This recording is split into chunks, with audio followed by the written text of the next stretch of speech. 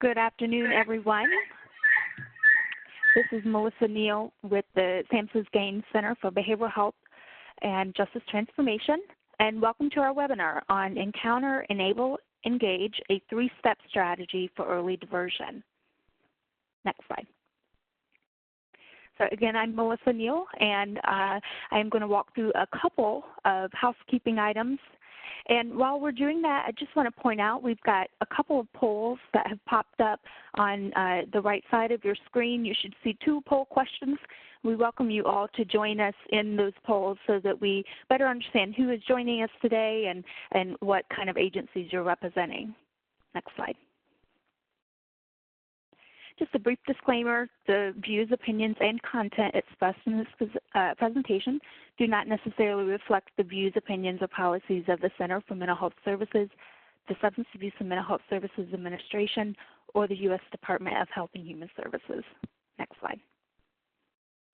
A couple of reminders. Also on the right-hand side of your screen, you'll see a Q&A section. And so in that portal, we welcome you to submit your questions to the presenters at any time during the presentations. And at the end of our presentations, we will address as many questions as possible. But as questions arise, we welcome you to submit those questions in the Q&A portal. Also, we are recording this webinar. Next slide. A brief look at our agenda. We have three presentations from four presenters representing two local jurisdictions, Knoxville, Tennessee, and Los Angeles, California. And after those three presentations, we will open the floor for some discussion. Next slide. But first, I'm going to turn it over to Jenny Simpson from the Substance Abuse and Mental Health Services Administration and Tara Kunkel from the U.S. Department of Justice for some opening remarks. Great. Thank you, Melissa. On behalf of SAMHSA, I'd like to welcome everyone today to this webinar. I'd also like to thank our presenters and thank you to the Gaines Center staff for putting this together. Earlier this year, SAMHSA and the Bureau of Justice Assistance hosted an experts meeting with behavioral health providers, criminal justice professionals, and researchers to identify the critical issues in early diversion and how local jurisdictions can implement these interventions. This meeting informed this webinar. We did this meeting in partnership with our colleagues Tara Kunkel and Tim Jeffries at the Bureau of Justice Assistance. And modeling this collaboration between criminal justice and behavioral health at the federal level demonstrates our commitment to early diversion. In that spirit, I'd like to ask Tara Kunkel, Senior Policy Advisor at BJA, to provide some opening remarks. Thank you so much, Jenny. I want to thank SAMHSA for their ongoing partnership with BJA in support of the field and in support of all of the really exciting work going on in communities nationwide around diversion. I'd also like to thank our panelists today for devoting their time and energy to this super important topic. So with that, I look forward to hearing more from our presenters.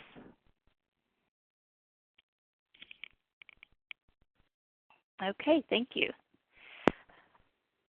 And so I'm going to go ahead and go through today's presenters, and then at the end of introducing our presenters, we'll look at our poll results so we know who in the field is joining us for this presentation today. But first, we have two presenters from the Helen Ross McNabb Center. First, we have Candace Allen, who is the Senior Director of Adult Intensive Mental Health Services at the McNabb Center. She also serves as the Knoxville, Knox County, University of Tennessee Crisis Intervention Training Coordinator, which is CIT. And under her leadership at the McNabb Center, their criminal justice programming has included partnerships with the Knoxville Police Department and the Knox County Sheriff's Department. And they have expanded their criminal justice liaison, criminal justice case management, and jail-based services. Next slide. With her, we have Elaine Blanton, the coordinator for Criminal Justice Division at the Helen Ross McNabb Center, and she provides administrative oversight and clinical supervision for several of their criminal justice programs. She also serves on the Knoxville, Knox County, University of Tennessee CIT board, is a trainer for CIT, and works closely with law enforcement across several jurisdictions to provide mental health training and education. Next slide. From Los Angeles, we have Sergeant Winger, who has been in the force since 1994, is currently with the Los Angeles Police Department. He brings a wealth of experience and is currently the Assistant Watch Commander with the System-Wide Mental Assessment Response Team, SMART, and which is a co-response unit partnering with the Los Angeles County Department of Mental Health. And he'll tell us a lot more about the SMART unit during his presentation. Also from Los Angeles, we have Dr. Musgrove, who is with the Los Angeles Department of Mental Health and is working with LAPD in their case assessment and management program. He'll share more about that program during his presentation. Previously, he's worked as a law enforcement psychologist with the Los Angeles Sheriff's Department. He's worked as a clinical psychologist at the LA County Twin Towers Jail and has worked at the California Department of Corrections at their California Substance Abuse Treatment Facility, where he co-led the development of the first enhanced outpatient program at that institution. So looking at our results, we're seeing that a majority of our participants are joining from an urban location. However, I feel we have a good representation across the different categories of rural, suburban, and urban locations. As far as categories that describe our participants, we have a good number of people representing crisis services providers, probation and parole, and then some other representatives from law enforcement, policy areas, community-based health services, case management services, and a few people are joining us from corrections, academia, research, and the judiciary. So thank you so much for joining us. And now, without further ado, we'll switch to the next slide and let Candace kick us off. Thank you very much. We are very honored to talk to you all today. I think our goal is to describe our early diversion program and share with you some of our successes as well as some of our challenges. The Department of Mental Health and Substance Abuse with the state of Tennessee was awarded one of the first 3 initial early diversion grants from SAMHSA and in 2013, and then they partnered with us to provide that service delivery for that program. And I think one of the tasks that we had was to look at a model that worked, particularly for, I think, what we would consider, for Knoxville. I'm going to show you some of the demographics here. In a smaller city, and could that model be replicated? In cities that were similar. And so I would direct you to the bottom where it's the Knoxville city demographics, because the majority of our referrals for the early diversion program came within the city limits, and we partnered primarily with the Knoxville Police Department, better known as KPD, and have continued to partner with them on several projects.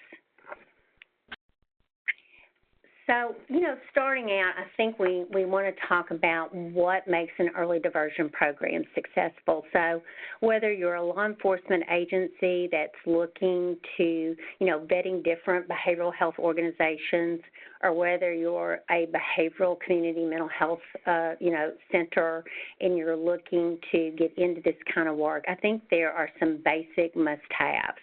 I would say you've got to have the organizational commit, support, and philosophy to do this kind of work. At Helen Ross McNabb, we have we provide mental health, addiction, social services from infants all the way to geriatric programming. We're in several different counties throughout the eastern part of Tennessee. What I would say, though, about us is that we are a true community-based center. It is in our DNA to provide services where people live, where they work, where they go to school, and sometimes where they are incarcerated. So we embed services in the community. So I think you really have to have an organization that kind of has that philosophy. You've also got to have that buy-in from the CEO all the way from the top to the bottom, because you've got to be willing to say yes when you're asked, particularly I think in partnering with law enforcement. You do not want to miss those opportunities. And sometimes that will maybe translate initially into providing some free service in order to develop those kind of relationships, and also to understanding the culture of law enforcement. I feel like I could do a whole webinar on developing relationships and culture with behavioral health organizations working with law enforcement. But I will say that I think you have to have a willingness as an organization to meet law enforcement more than halfway. Starting out, you have to be willing to learn what they're about. You cannot go in there with, saying, I'm a mental health provider, I know what I'm talking about, listen to me. The door is going to be slammed pretty quickly that way, and probably should be. It is a partnership. It takes time. I would also say if you're an organization, like for us, we have a criminal justice division that's carved out because it is a very specialized service, and I think really takes a certain kind of staff to work in this arena.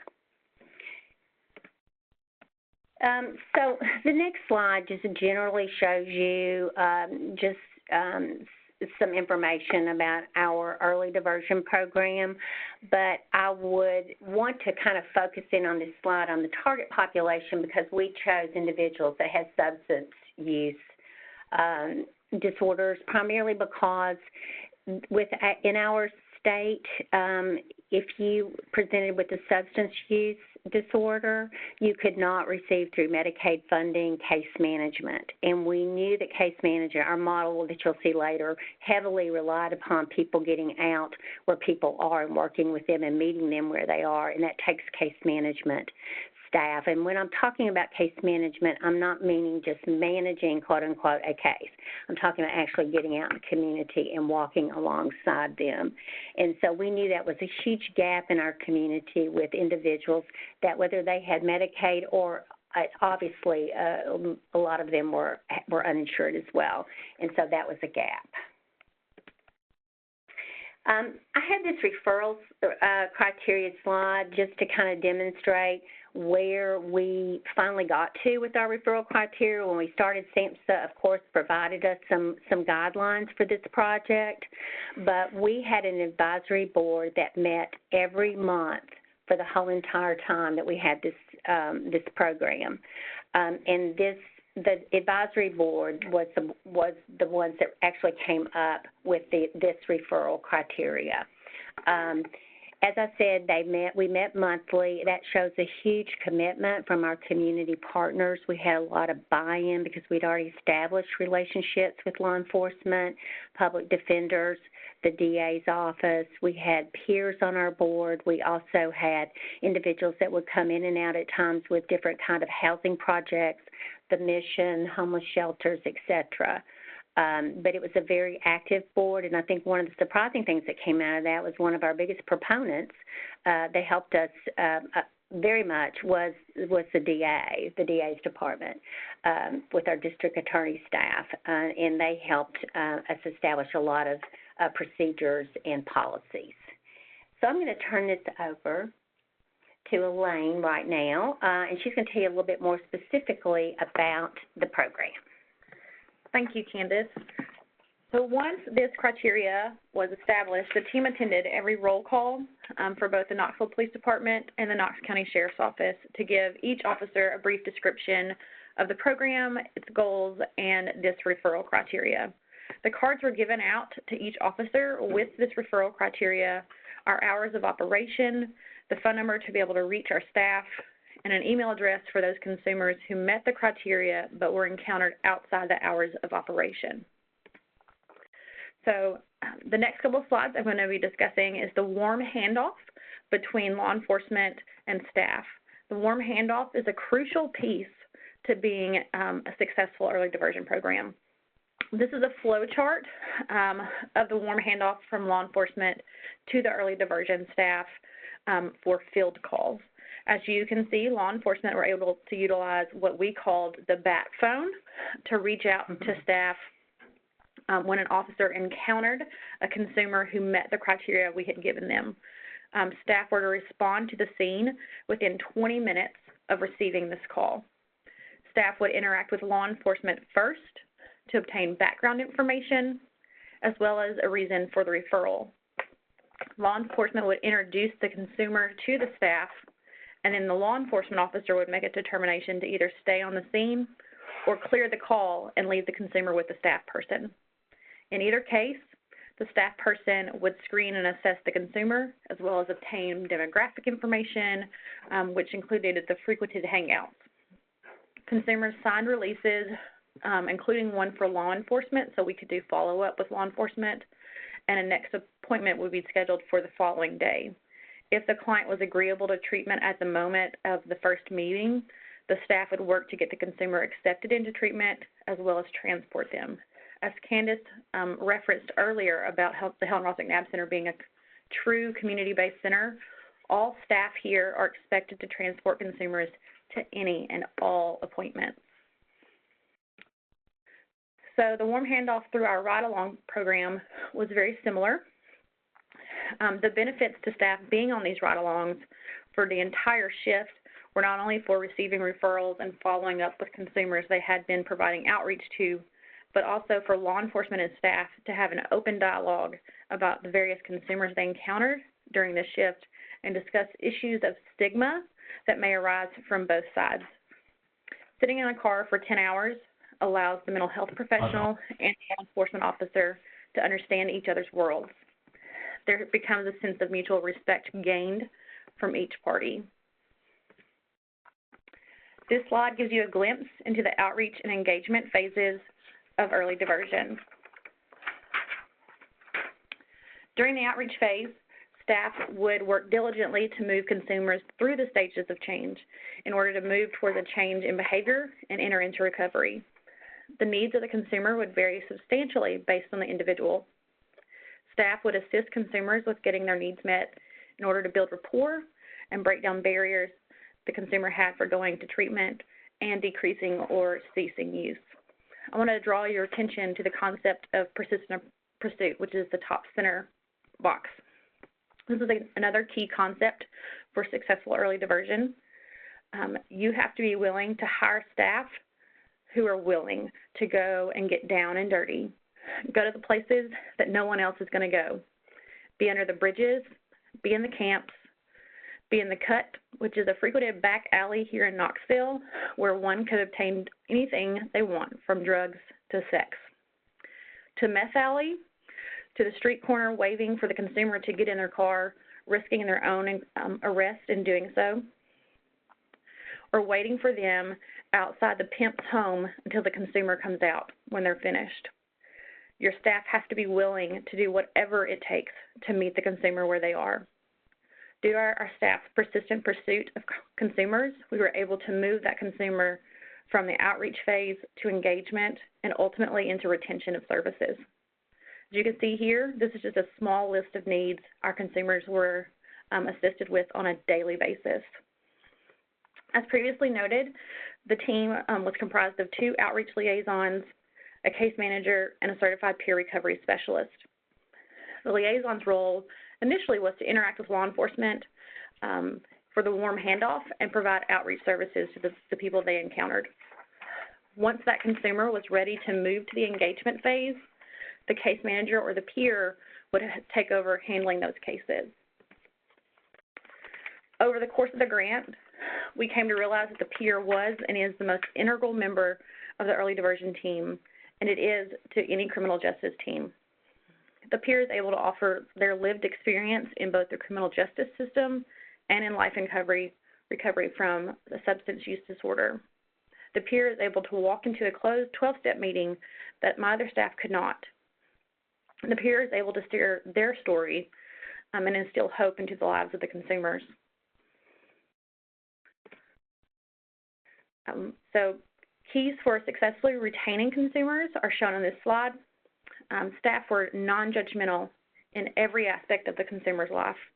Staff were able to meet the consumer where they were literally and figuratively. Staff approached treatment from a harm reduction perspective. We did not go in guns blazing telling them they had to quit using altogether. We were very much compassionate and knew that it took time. Clients were not discharged for noncompliance.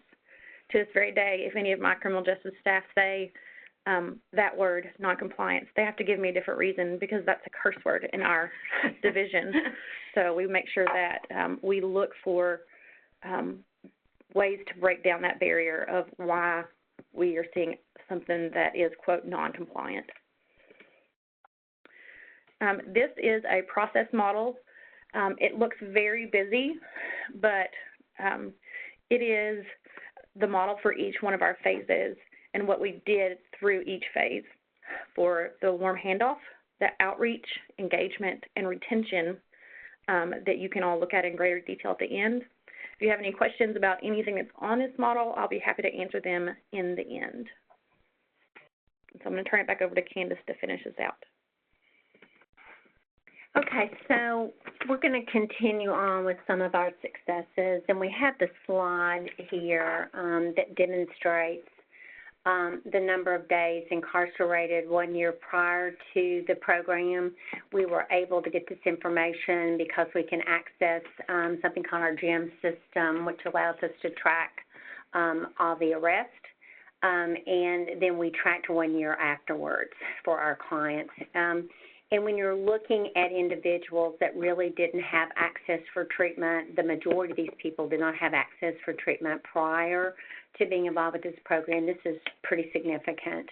When you get a 51%, reduction in number of days incarcerated, and that correlates with the cost, number of arrests, and this is hard data. We can tell how many were arrested before and how many were arrested afterwards. A 56% reduction. Clients receiving alcohol or drug treatment, we had 61% success, which is pretty phenomenal. And then the frequency of alcohol and drug use, of course, and that was based upon, some of that was harm reduction model, but pretty significant outcomes. So lessons learned, just to kind of wrap this up. I think what happened with us is that the program needs to be available 24/7, 7 days a week, and we know there's constraints with funding and, how much you can do. But what happened with us with the bat phone concept that Elaine talked about earlier with people, with law enforcement calling in from the community, well, we weren't always there. So, sometimes they would have to leave messages and we'd follow up in the morning, and they just really basically quit using it because it wasn't 24/7. But we did go to Plan B, which was the ride-alongs, and that was very successful for a lot of different reasons. But we were able to think of an alternative route, and that suggestion really came out of the advisory board as a recommendation. Briefly, law enforcement's perception to protect the team. I think sometimes they looked at us sometimes, and it was nice. They were trying to protect us. It came from a good place, but they thought we were from another planet in some of the places that we were going into. And so there was kind of a learning curve there that we had been going into a lot of these places anyway through Helen Ross McNabb and our case management programs, and that's kind of what we do. So there was a lot of exchanges about information there, and the ongoing stigma surrounding substance abuse and mental illness and everything. But that got, that really the ability to enter into each other's worlds and provide education and learning to understanding was huge there. Having segregated roles was not effective. When we originally started out, we had the liaison that was the first person that engaged with them and did all the outreach, and then once they got into the program, we switched to a different person, the case manager or the peer specialist. That was not effective because that person does not need to tell their life story and start out with somebody new. It takes a lot for these individuals sometimes to build trust and to trust anyone, given a lot of the things that's happened in their life. So that was not a good move, so we decided just to keep that consistent towards the end. Whoever started with them walked through it with them. Outreach is necessary and more labor-intensive than anticipated. I would be embarrassed probably to tell you all how many people we thought we were going to serve when we first started out, because we did not come close to that. I think what we did was develop a good model, and we also realized that this population that we were working with, a lot of these individuals might have been in prostitution and embedded in some other criminal activity, and, substance use, interfering in everything that they were trying to accomplish, and it took a long time to stick with these people and work with them. So I would say never give up. Time's on your side with that, and that's where the persistent pursuit comes in. The peer specialist staff is one of the most prominent positions in the program. When we did our exit interview with Sampson the Gain Center, I was asked which position would you keep, and the most, if you had to just pick one person, and I did not even hesitate, it was the peer specialist. But again, it has to be the right peer specialist, because we initially did not hire the right person. The person was not far enough in recovery, just like no staff member. We hire lots of staff that are not the right person. So, we had an incident where we hired somebody, the wrong peer, because it was just the wrong fit. And I would suggest that when you also, it might be helpful to get a peer that's already been in recovery, in a recovery program like recovery court, and graduated from that. I think that that's helpful. And also, I think preparing the team to work with a peer specialist, if they've never encountered that before, would be helpful. I think we could have done a better job with that, but it all worked out in the end. But those are just some of the things that we would suggest for a successful early diversion program. So, thank you.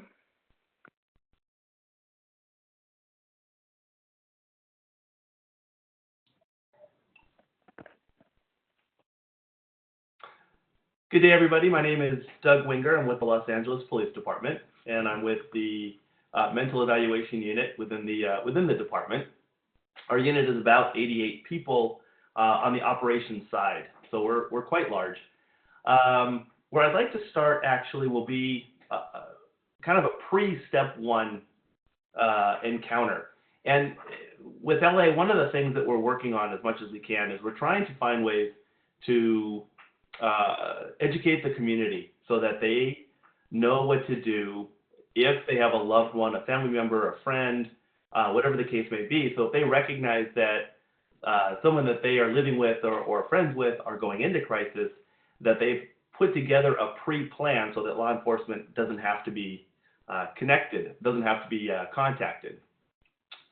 So, for example, calls that we get frequently will be family members will call and they will say they need the police because they recognize that their husband, brother, sister, wife, whatever the case may be, is displaying symptoms, and they know the last time this happened, something may have happened or they become violent. Well, one of the things that we're working on trying to do, this prior step one encounter, is educate the community so that they know they don't have to call law enforcement and give them resources to contact that are outside of law enforcement, whether it be their own doctor or NAMI or another medical professional who can respond and help that individual find the help that they need before it becomes a situation where law enforcement has to be contacted. It's been our goal to reduce or even eliminate contact with police as much as possible because, of course, contact with law enforcement always has that potential to have a negative outcome. And despite the amount of training that we work on, the goal is to try to avoid that as much as we can. So kind of moving on. I'll get into how our unit is set up in a moment, but I'll kind of walk you through a radio call so you understand what how we work on pre-booking diversion. And it really does relate to radio calls as opposed to outreach. We do have an outreach component, but that's actually an outside unit. It's not quite, we don't do as much outreach as other divisions or other departments. We actually have a division who works on outreach, and it's really more related to the homeless. For LA, frequently it'll be the patrol officers who respond to a radio call. It might be whatever the radio call may be. It may be a violent radio call, it may be a trespass, it may be whatever the case may be. And during that radio call, the patrol officers may recognize that the subject that they responded to is in crisis, that they're suffering from mental illness, and though they may have committed a crime, the crime really may have been committed because the person is in crisis. And so they have a decision to make. They can, in some cases, not book the subject or the suspect in that case, and they'll call the mental evaluation unit. There are criteria, of course. The criteria we have, the subject has to be, should not have, or shall not have committed a felony or a high-grade misdemeanor crime. However, even in some cases, we can handle those too. But the felony high-grade misdemeanors, those individuals are generally going to be booked, taken to jail, though there are mental health facilities in LA County. Most of the time, we're looking at individuals who have committed a low-grade misdemeanor, a trespass, maybe a shoplift, something to that degree. In some cases, you'll have individuals where a battery may have occurred, something to that effect, but again, it was all based on the fact that the person had mental illness. Once the patrol officers determine that's what they have, they will contact MEU and ask for a SMART team to respond. Generally speaking, when the patrol officers contact MEU, we ask that at least a crime report or something is completed to address the fact that the crime was addressed, that it wasn't something that the patrol officers, they looked at it and they walked away completely. And we do ask for the patrol officers to complete those crime reports because it also helps us down the line if we need more intensive programs, or if the person needs to qualify for more intensive programs. It helps us down the line, and actually Scott can talk about some of that later in his presentation. But for the most part, the patrol officers will get to the radio call. They'll determine it's a low-level crime. It looks like it's based on the individual being in crisis or based on the fact that they have a mental illness, and they've chosen to go a mental health route.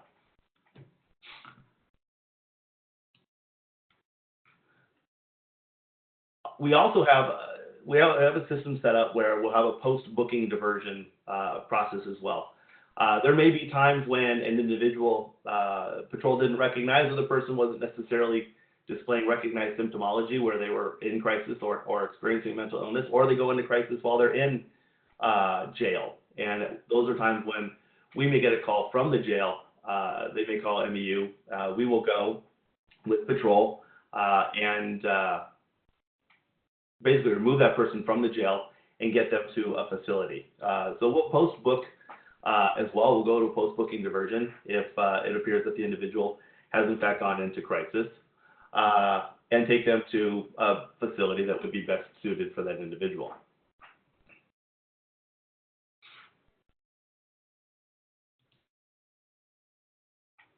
All right, now kind of tie it in all in one group here. So SMART, and again, someone comes up with these acronyms. I'm not really sure how they came up with it, but they came up with the word and filled in the letters later. System-wide Mental Assistance Response Team. We are a co-deployed unit. We're a police officer with quite a bit of extensive training, working with a clinician from the Department of Mental Health. As a unit, these two work together throughout the entire shift. We operate very much like a patrol division. We have a roll call. We respond throughout the city, and it is an officer and a clinician, so that when they respond to that radio call, that warm handoff is immediate. Patrol has taken control of the scene. They've stabilized the scene. They've made their decision. They're now handing it off to a SMART team to conduct the evaluation, and that handoff is immediate because that is now where the mental health assessment and assistance begins. At the scene, in the field, whatever the case may be. The DMH clinician is trained specifically to determine if the individual is a danger to self or others, and they are licensed and certified to handle involuntary admissions into a hospital, or at least the application for a hospital for involuntary evaluations. When SMART calls and the SMART team arrives, when patrol calls and the SMART team arrives, They will conduct the evaluation, determine if the person meets the criteria for an involuntary hospitalization. And the advantage that the SMART team has over patrol is that the SMART team has access to a much wider variety of hospitals. Patrol really can only take subjects to one of a couple of county hospitals that are within our city. And that really limits, number one, the kind of care, because the county hospitals may be busy. And two, it really limits the kind of care the subject can receive, because the SMART unit, the advantage the SMART unit has, is that they can find a hospital or a facility that may best suit the needs for that particular individual, whether it be elderly or juvenile or lesbian and gay hospitals. There are lots of different facilities that we can choose from so that we can make the subject most comfortable and receive the best care immediately from the field.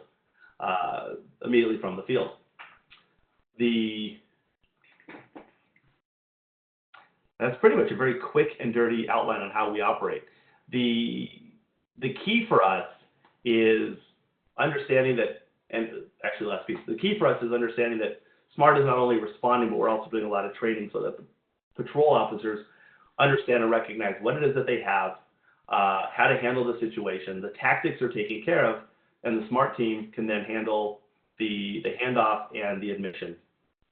Having the police officer working with the clinician is an advantage and helps us a lot, because the police officer understands the tactical aspect, can also handle the transportation. So the SMART team can actually be the ones who can handle the transportation from the field, from the hospital, from the field, from the jail facility to the hospital, and it continues on. So there's a comfort factor, because the subject frequently knows that they're still with a police officer, but at the same time they understand the police officer is there specifically to work with the clinician to get them the help that they need. And that also helps reduce a lot of tension. It also gives the police officer the chance to continue to de-escalate a scenario if in fact that subject is highly agitated with the patrol officers. Just because it's a patrol contact, the SMART officer has a little bit of that training and the ability to de-escalate that again, because they have that different status. So that's kind of how we take it from the field. We have that warm handoff to mental health clinician and then on to a mental health facility. Now, in some cases, there are subjects who meet criteria for specific follow-up by our unit, and that's called the camp unit, which Scott will talk about. And we, the SMART unit, will determine if those individuals meet the criteria for camp follow-up. There's always some sort of follow-up with the clinicians, but the camp unit follow-up is a much more intensive follow-up and have additional services, so that an individual who we see a lot, a high utilizer, a subject who's showing an increase in violence, or we're noticing that there's an increase in the behavior, it's become more frequent, things like that, we will refer that to the camp unit so that they can follow up and continue trying to link that individual with services. And that's what Scott will talk about. So Scott, you are on. Oh, cool. Can you hear me? Is my microphone working? It is. Okay, great. So, hi, everybody. I'm Scott Musgrove. I'm a psychologist with Los Angeles County Department of Mental Health, working in CAMP, the Case Assessment Management Program, which is part of a larger emergency outreach and triage bureau of the LAPD and Department of Mental Health. I wanted to back around to something that Candace and Elaine were talking about earlier, which I thought was really, really important. Candace started out at the beginning of the seminar by saying how important it was to really emphasize the cultural differences between mental health clinicians and law enforcement. And there needs to be mutual respect on both sides, from mental health understanding law enforcement culture and vice versa. And and also understanding that various law enforcement entities, like a local police department versus a sheriff's department, they may very well have very different cultures within their organizations that we as mental health clinicians need to understand and respect and learn to communicate with. We're very lucky here in Los Angeles in that the Los Angeles Police Department has an intensive 40-hour week-long immersion program for police officers to become acquainted with various aspects of interacting with the mentally ill in public and de-escalation techniques. It's become sort of a nationwide leader in doing this kind of work, and we have law enforcement mental health come from various communities around the state to shadow us for several days at a time to glean from us what they can to take back and integrate into their own programs. So I want to thank you, Candace, for bringing that up. I wanted to start off today with talking about just going back to exactly what CAMP is. Like Doug said, we have an acronym for everything out here in Los Angeles, and CAMP ends up being a little bit confusing because I get calls from parents of individuals. Sorry about that. Individuals, and they want to be put in, they think it's like we're putting people in a camp, like they're putting mentally ill individuals or dual diagnosis individuals with criminal records into a camp facility, which is like a residential, which is not us, but we try and explain around that. Anyway, we're a partner with the Los Angeles Police Department and the LA County Department of Mental Health. We provide risk assessment, management services, intervention. We do consultation to the community experiencing a wide spectrum of complex mental health situations that have led the individual to be referred to CAMP. What we get is high utilizers, and what, to use a sort of a colloquial term, we call them frequent flyers. Los Angeles is, as you know, a very large area. It includes Los Angeles County includes rural areas as well as densely populated urban areas, and we have to constantly adjust our programs to meet the needs of the individuals in the community.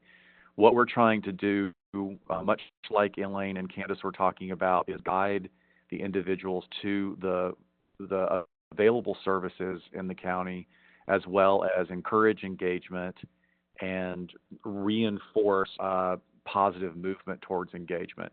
We do have something that is pretty clear to us, though, that is respected by both LAPD and Department of Mental Health, is that the client always has the ability to decline services. However, if their activities in the community continue to escalate to the point where they are proving to be a danger to themselves, danger to others, or exhibit grave disability, then we move forward with hospitalization and, when possible, placement in residential facilities, of which, as I'm sure everyone else in the country who's here today knows, that those long-term psychiatric beds are few and far between. CAMP assesses and makes recommendations to the criminal justice and mental health systems regarding strategies for increasing client stability, which means we will advocate for the client through the justice system, including going to court, working with the DA, working with the public defender and the judge to advocate and sometimes even mandate mental health treatment as a part of their parole or their probation. Hold on a second. Our structure, we're a collaborative, cooperative effort between Los Angeles Police Department and the LA County Department of Mental Health. Currently, well, this is not even accurate because we've just upped to 9 teams consisting of a detective and a clinician.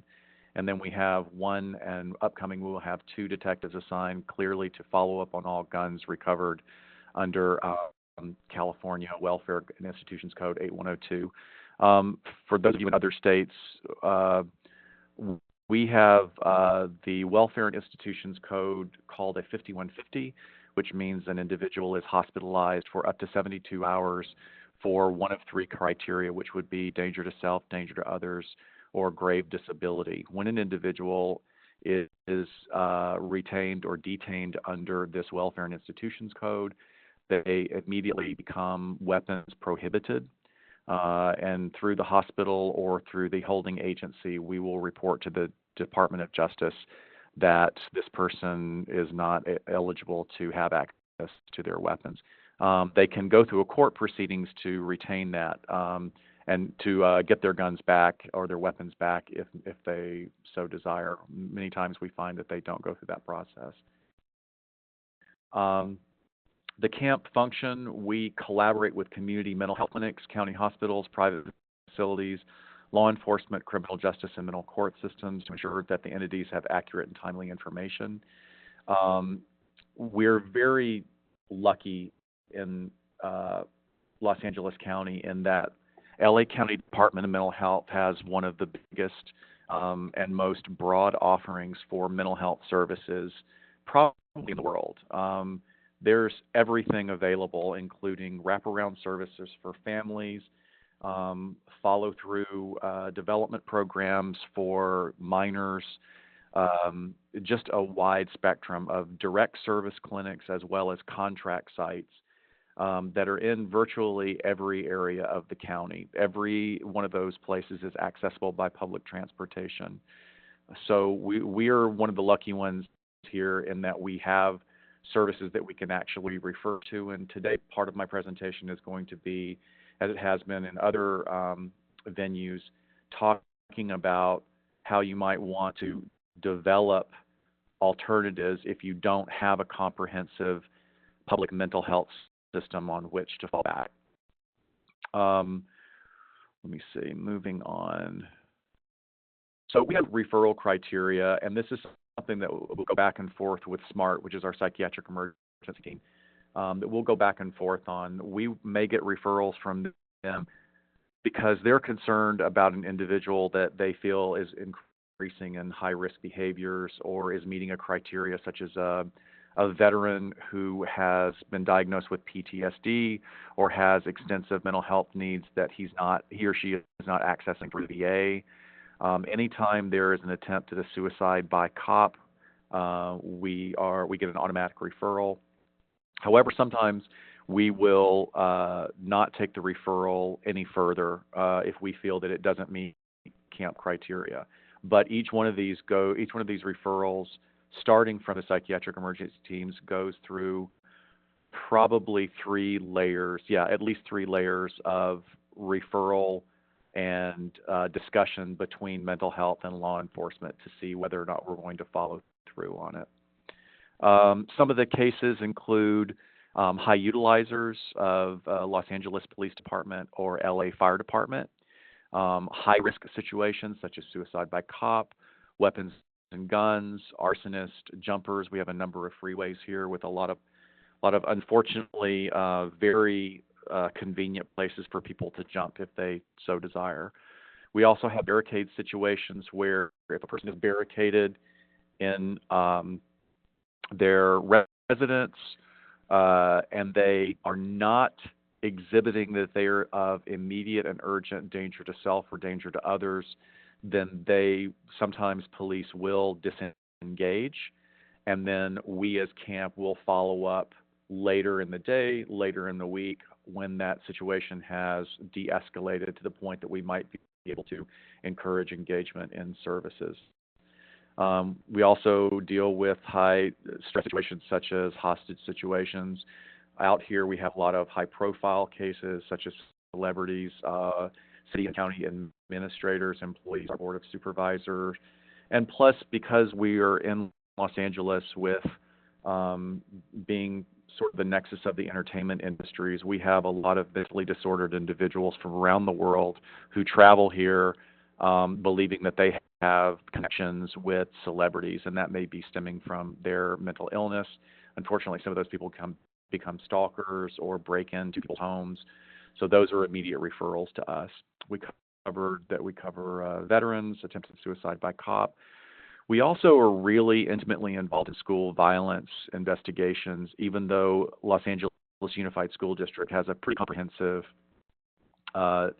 security team and protocol in place for dealing with claims of violence or bullying. But we will follow through to make sure that the child is linked to the services necessary in the community, that the family has referrals that they need. Many times people may actually have insurance benefits, but they don't know how to access them. and that would be my responsibility or a clinician's responsibility to sit down with them and show them how to use the services that they already are paying through their private insurance. We have a new facet of our work as well, PATH, which is providing alternatives to homegrown extremism, where we try and really look closely at the potential for violence that may have been instigated by an individual's engagement in extremist ideologies. That's any kind of extremism, and it may be that we may see, a flag or memorabilia in a person's home that would reflect that they have a certain idealism, and if that is combined with a propensity for violence, then we're going to do what we can to steer that individual towards additional services that would address those challenges. Once again, we've kind of gone over the operations that the referrals come from the Los Angeles Police Department SMART, Psychiatric Emergency Team. We have a process over here. We triage the cases. They're reviewed by Department of Mental Health and LAPD, combining the information from two of those sources. And once again, all of this is kept highly confidential. Los Angeles Police Department really understands clearly what line that we can't cross in sharing particular information regarding a person's mental health history, which of course we're flexible with when there's acute danger, which we have to do. We gather as much information as we can. We generate a dynamic formulation that really looks at the big picture. How long has this person been here? How well has their functioning been? If we're seeing what the baseline is and there's a particular lowering, then that's going to really inform what our approach is going to be. We generate a tactical plan and an approach strategy, and then we act on that. So once again, getting back to what I felt like I wanted to add to this really great presentation, or this great effort, is that exploration of what's available to you in your community is so important. Not everyone has the advantage of being in a large metropolitan area that may already have an existing county or city mental health organization.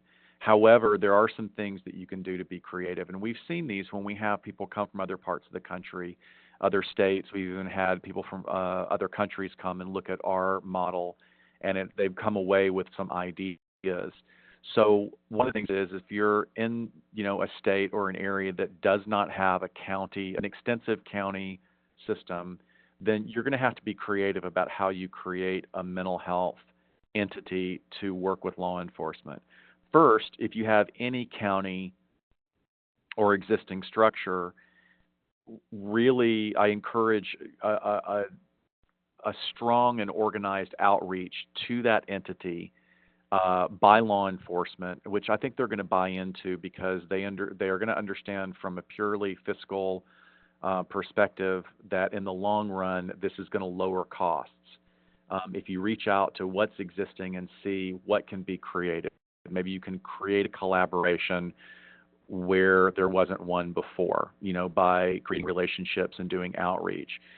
So you're looking at government entities, county, state, and if those are not available to you, what nonprofits are in the area? We see a lot of people come from around the country who have not been able to engage in public services. So what they've done is the state, the city, or that local municipality has made a relationship with a private mental health clinic. And in my experience of working with people who have come in to shadow us for a week, I have not heard a lot of satisfaction with that model, but that doesn't mean it can't be a place to start. And if that's all you have to work with, that's where you've got to start. One of the other ones that I feel very strongly about, which has worked in several situations that we've referred to, is university and educational settings. If there is a local university that has any kind of mental health program, if they have a social work program, if they have a psych doctoral program or even an LPCC or a marriage and family therapist program, any kind of mental health program which teaches the basics, this could be an opportunity for the people engaged in that program not only to expand their skill set, but work outside the typical bounds of a mental health practitioner or clinician. So by creating a relationship with that university, you would not only be creating the potential for extra employment in that area, but you'd also be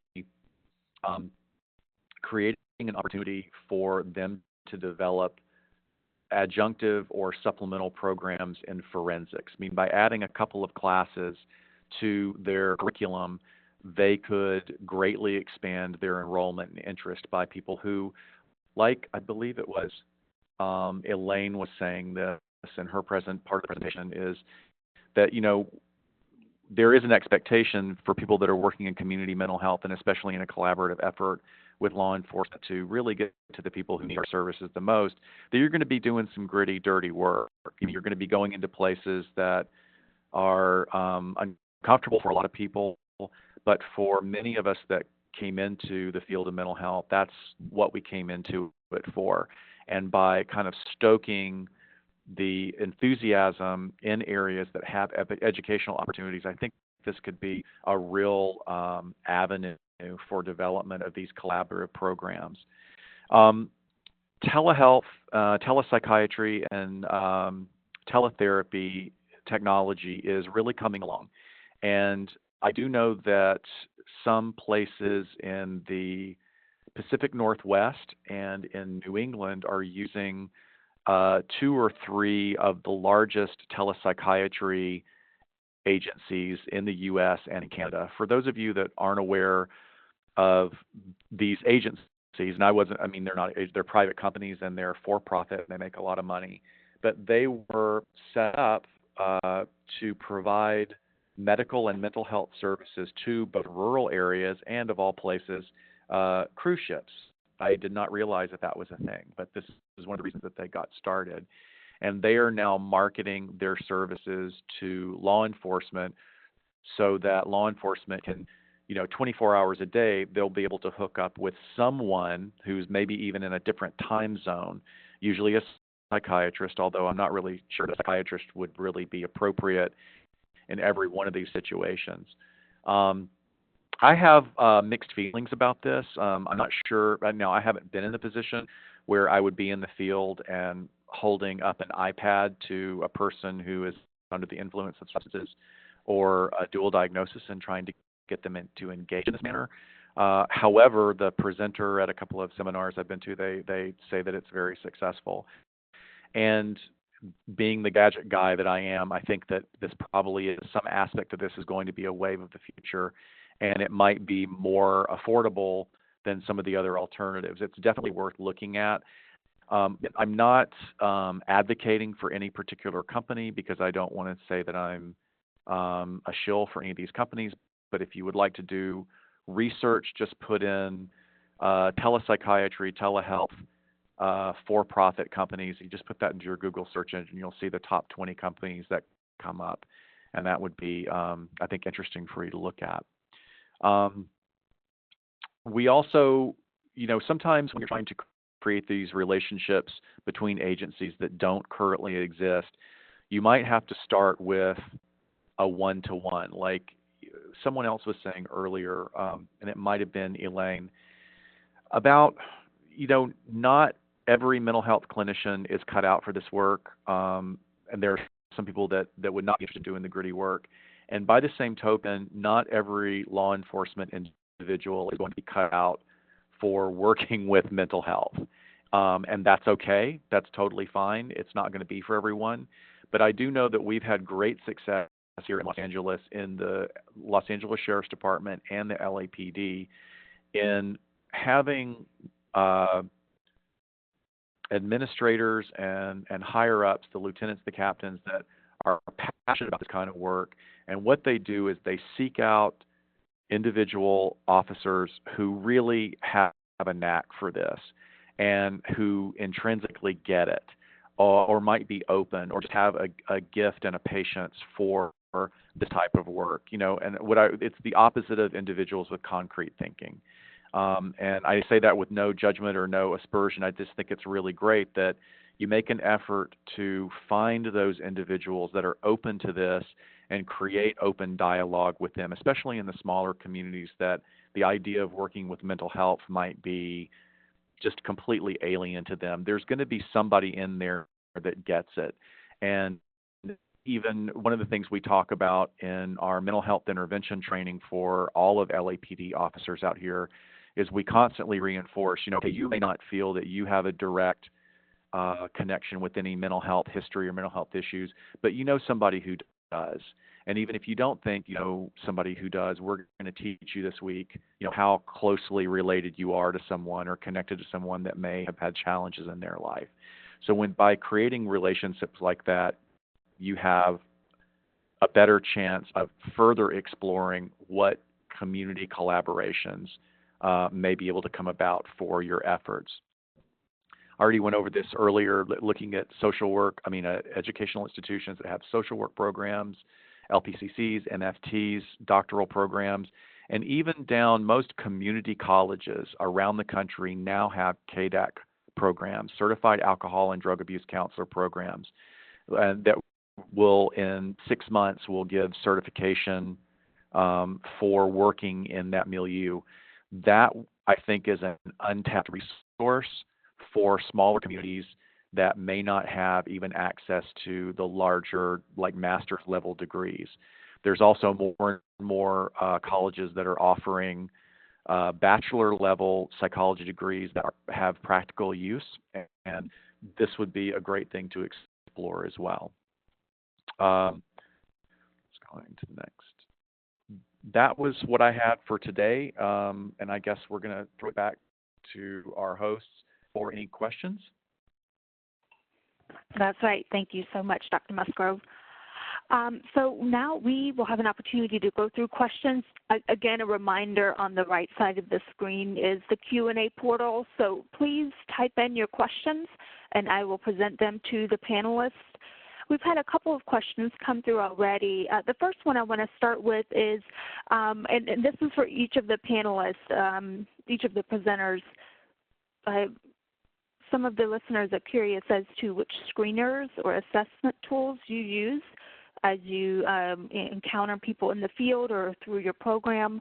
So would each of you just briefly describe which screeners or assessment tools you're using in your programs?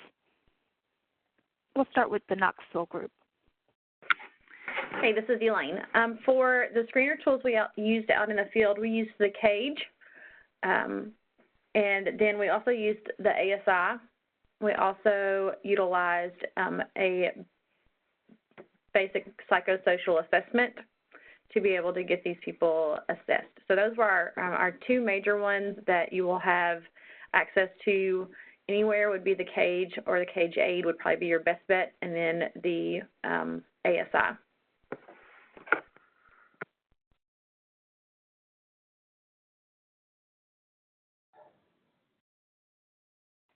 Sergeant Winger or Dr. Musgrove? This is Scott Musgrove. I'll step in. We generally work with a basic biosocial psychological brief interview. Once again, for the 90% of the people that we would interview in the field already have a history somewhere in the county. So we have access to that through our digital devices when we are in the field, and usually we research that prior to going out. But the main tool that we have is risk assessment. So we're always looking at a basic risk assessment that we have through the Los Angeles County. It's been modified from some other standardized assessments just to make sure that the person's not a danger to themselves, danger to others. But we don't at this point use in the field, we don't use formal tools as such at the moment because of liability issues. Those tend to be used in a contained environment.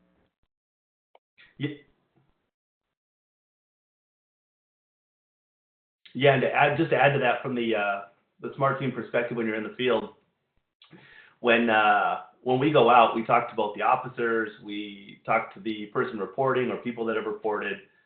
We also talk to the subject. So our assessment is based on all those points as a totality to determine if the subject meets the criteria for danger to himself, danger to others, or gravely disabled, and in need of that involuntary hospitalization. So it's all, I use the phrase evidence-based because I don't have a better phrase, but it's really that totality. And in California, the history of the subject also comes into play, 5150.05 of the Welfare Institutions Code, where the code isn't just saying, hey, what's happened today, but what's the history of the individual as well. So we take that entire totality and then make our determination. Our assessment is based on that information. Okay, great. Thank you. All right, so we had one specific question related to the Knoxville program. How were and I know that you responded to this in writing, but I just thought I'd give you an opportunity to share this with the group or maybe elaborate on your response. The question was, how were officers able to determine whether a client met the criteria for diversion, particularly when there was a history of co-occurring mental health issues? Okay, thank you. This is Candace.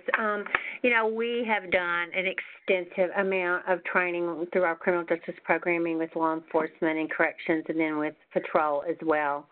And I know that training does not do everything, obviously, and we do about 3 CITs. I think CIT is more of an effective tool at times of hands-on and talking about diversion and how do you recognize symptoms of mental illness.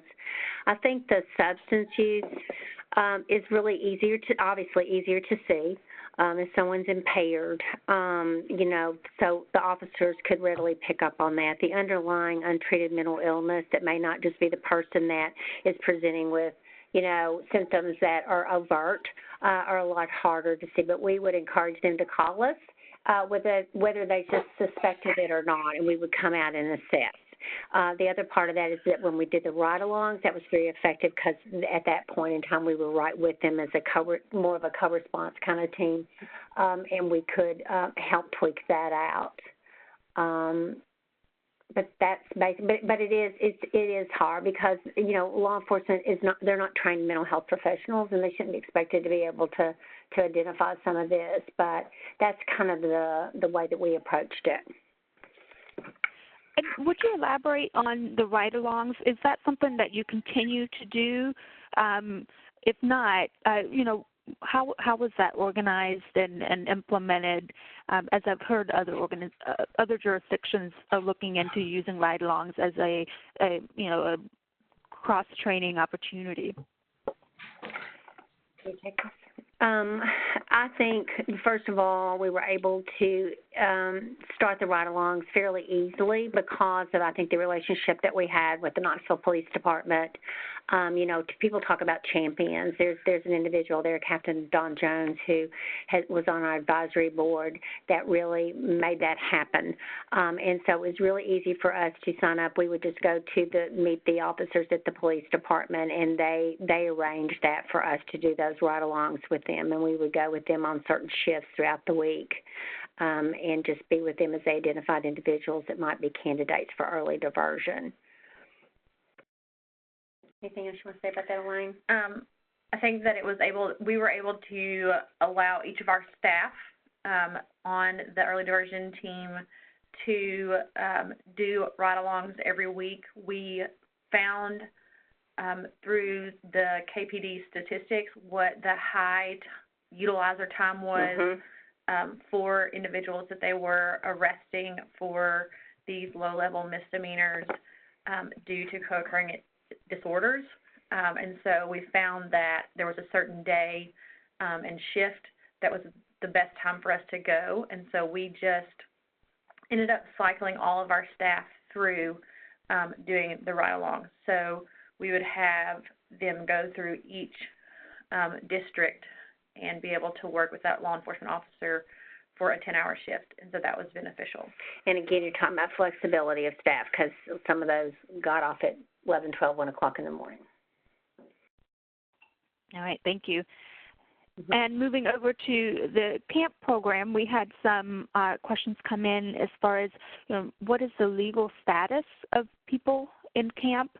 Are they booked? Are charges filed? Or are they pre-trial? If charges are filed, how are the charges resolved? That's a great question. Generally, when they're referred to camp, they are not booked. And I'm speaking in general terms, because if they are booked, it means that they're probably already incarcerated in either a local or a county facility, jail facility.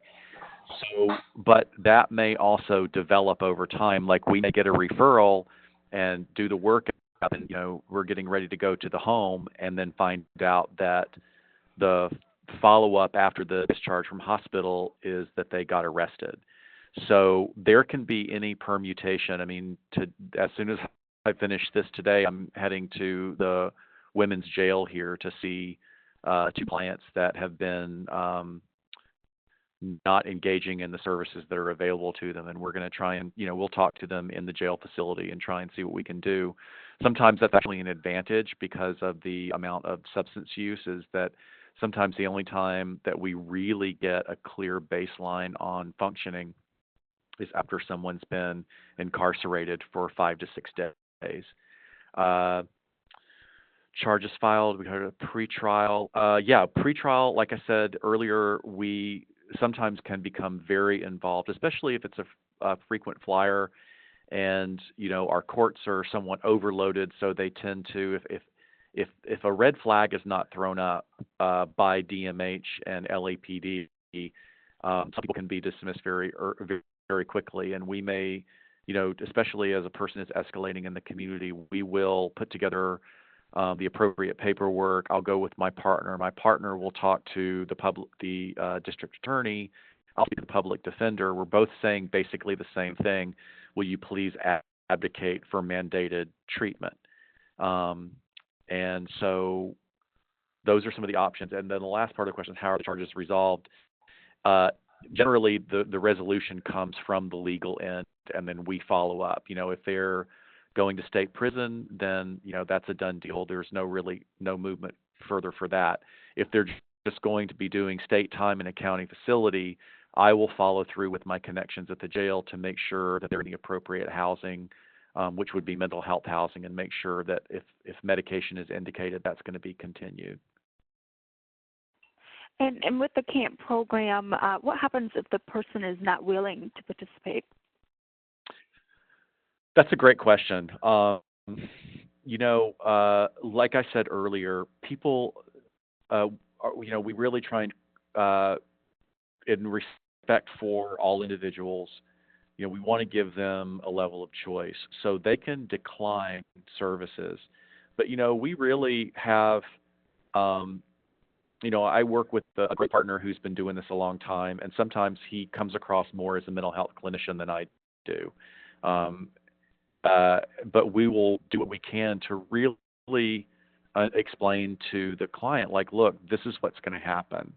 This is let's in the same way that for those of you who work in recovery, playing the tape through is something that I practice in the field all the time. Well, let's talk about this. What do you think is going to happen if you continue this? And sometimes you can actually get through and make an impact that way. But many times the level of understanding and the level of functioning may be just under their ability to understand what I'm talking about, and yet not high enough to take any action or even with direction. So what will happen is, if the person continues to escalate into clear criteria of danger to self and danger to others, then it gets escalated to the next level. And that might be what we could say in Los Angeles is a higher level of care. So it might not just be clinical outpatient. It might be, like I said, we have a number of acronyms. We have field services such as FSP, AOT, and they are mental health teams that actually go out to the homes. And sometimes, if necessary, they go to the home. the board and care, the facility where the person lives, multiple times a week. So we make a great deal of effort to engage, but once again, they can refuse. It's just that if they continue to refuse, and say it's someone who their only issue is that they call 911 because they're lonely, but they are calling 911 over 1,000 times over a period of 2 days, well, that's against the law. And in some cases, people are taken to court for those kind of charges. So we don't always want to end with, threatening legal action, but we do everything we can, but we also respect where the person is. And sometimes people will return to their own baseline. We'll see escalating over a period of weeks, and then because of an interaction with us, it may help them get back to a level of functioning where we won't hear from them for a while, and I'll follow up in the computer and I'll see that they're, taking their meds and they're going to the clinic. All right, great. Another question for the folks who are involved with the LA programs, and this might be our, we've just got a couple more questions we have time for. As far as information sharing for both Doug and Scott, how are people handling the sharing of justice and health-related information between the different partners? Because you have mental health partners sharing information with criminal justice partners, so how is that facilitated? So from the early onset, when we get the original call, because it's a crisis call and we're dealing with a scenario that involves or requires immediate action, the information that the department has on the police side, and that does include some criminal history information, and then whatever contacts that we've had with the subject, and then vice versa, the contacts and history that Department of Mental Health have, that is all shared during the call, specifically to determine what best course of action to take that would be best for the particular subject. Jumper calls or critical incidents, jumper calls, barricade calls, things like that.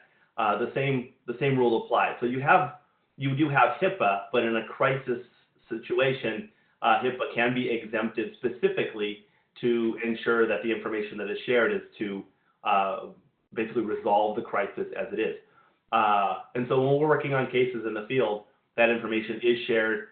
It is shared openly. It's not distributed, but it's shared openly within those that are specifically involved in the call, so that the call can be resolved. So that's never a problem. And I know CAMP does quite a bit as well. So Scott, you want to talk about that piece? Yeah, basically, in response to Shoshana's question, I'd say you have to be very careful about it. I believe it's page 4, paragraph 6 of HIPAA, does outline that for continuity of care and emergency, that HIPAA has flexibility. But we are very careful. We don't share more information with law enforcement that is necessary for following through with the responsibilities that we have of just getting people to treatment. I saw that there was one question real quick. Albert had asked about evaluating the success of the program. We definitely do not have a control group. And within Department of Mental Health outpatient services, there are definitely statistics that show the success of various programs. Our program, basically, we evaluate our success by reducing the number of hospitalizations or the number of encounters with law enforcement between individuals that may come before us. I don't hope to have those stats in front of me, but there's definitely not a control group for what we do because we don't have that luxury. We have to address all needs. Thank you. Yes, and there are several questions we won't get to today because we're reaching the end of our time. I do want to just end with sharing or posing the same question about information sharing to the Knoxville team, as you also work with law enforcement. And so can you just describe what mechanisms or processes are in place to share information between the different partners? At the initial contact with, at the initial referral contact, when we first meet with that consumer, they are signing releases so that we can communicate with law enforcement the very first time we meet with them, so that we have that information sharing already covered at that first meeting. Okay, great. Thank you. All right, so if we can just go to the next slide. Some of you may have noticed that we do have a poll that has popped up, and that poll question is asking, if there are any other areas in which you're interested in additional information or support related to early diversion. We're interested in hearing from the field, what are the interests in additional information in this area. So, Julie, there it goes. There's the poll. All right, and so that you all know, there is a opportunity to apply for technical assistance related to the SOAR program. And as the Knoxville team from the McNabb Center mentioned, they do work to link their clients with SSI, SSDI.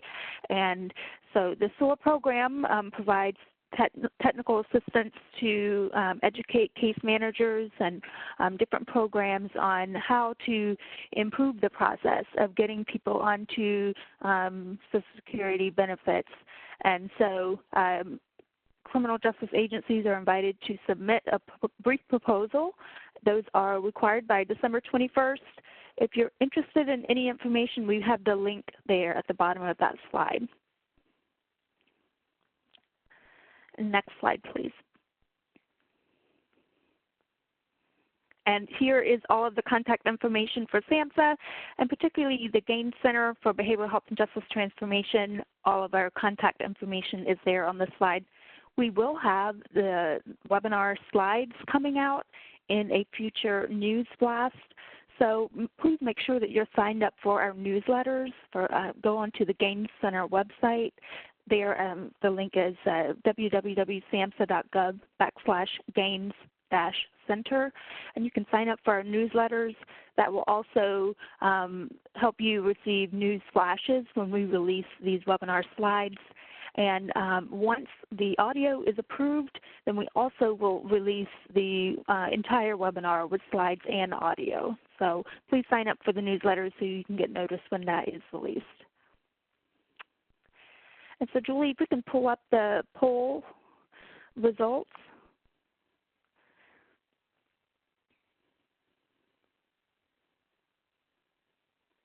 All right, so right now we're seeing a high interest in data sharing, which is very, and not surprising.